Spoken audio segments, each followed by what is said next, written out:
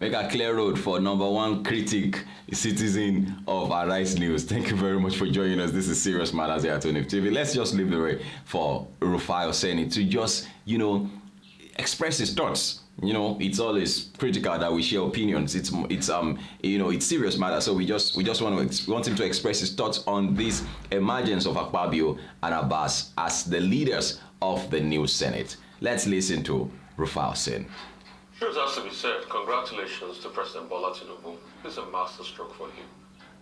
When he does well, I give him kudos. He has shown he's a master strategist as a politician. Like I said, I predicted yesterday Akpabio was going to nick it. Because if Akpabio had not won, it would have been an indictment on how he could rally his troops together in his party. And let's not forget, the president is the leader of his party. So this is another masterstroke for him. Congratulations to President Bola Tinubu.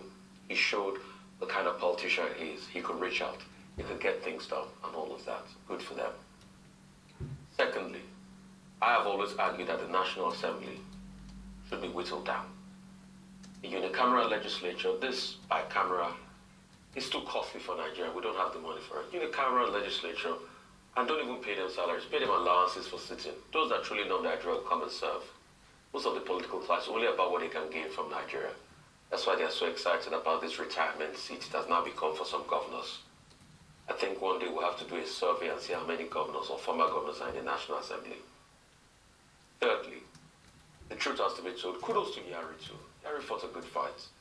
Akpabio did only win Yari by 17 votes. That was very commendable. For an outlier in the party, a man that went against the party. Yeah, some people say because of the money he spent and all of that, blah, blah, blah, blah, blah. But kudos to him. He fought a good fight. He stood his ground. Let's not forget that in this race, they tried stopping him from even campaigning. They tried stopping his nomination on that day by saying he's not a ranking senator. But they fought it out and they finally accepted it. Secondly, I personally was shocked at what happened at the House of Rep. I think you should have allowed people cast their votes in private. I think you pretty much muscled them. That's what was done when the rules were changed. That's why you hear people saying, my heart is with Wase, but I have to vote for Ajin Abbas. Because it was in public clear. And I kept on hearing the deputy clerk saying, you are being recorded. So that means that if you had not voted the way after, you will have been punished. You don't do like that. You don't muscle people. You give them a free will to vote. I felt if it was a secret ballot, at least Wase would have gotten some votes. A lot of people wanted to vote for him, but they were being muscled already. And they were being shown on TV that if you vote otherwise, you'll be punished. What do I know? Thirdly, the truth has to be said. When you look at political antecedents, it's a rubber stamp. It's going to be a rubber stamp pass for them. Except, and I put an exception, the Senate proves me wrong and the National Assembly proves. You know why? Because I don't see an Akpabio reneging against a Bola Tinubu that went out of his way to do the political work to deliver this for him. But the truth we forget in a hurry is that for Nigeria to move further, we must have checks and balances and disagreements. I keep quoting the Irish poet Brendan Connolly that says if you want to serve your age, you must betray it. If the Senate truly wants to do what is right, it must learn to betray some things that the executive push to it. But we'll never have that because, hey, President Bola Tinubu stomped for you, Mr. Akpabio. So I don't think you have the temerity to say if he wants something from the Senate, you'll go against him. And that's why we don't have a Senate that truly fights for the people. That has always been. You see, that's why, some people say, oh, Rufai is this, Rufai is that, but the thing where this guy talk now, no be true. Now, there's no way somebody will route for somebody and then the person now wins, then that the person will not be loyal to him, which is not supposed to be. It's not supposed to be the order that we should follow. There is no way there will be full, dedication to, to fulfilling the rights and the thoughts of the people or the mandates on which the people actually sent, have the Senate there.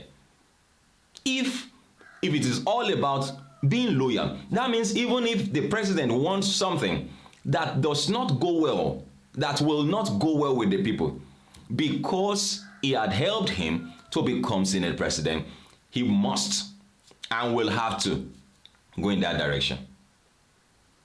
And that has always been the order, which has been the reason, probably the major reason why the Senate had always, had always been less effective or efficient in their delivery.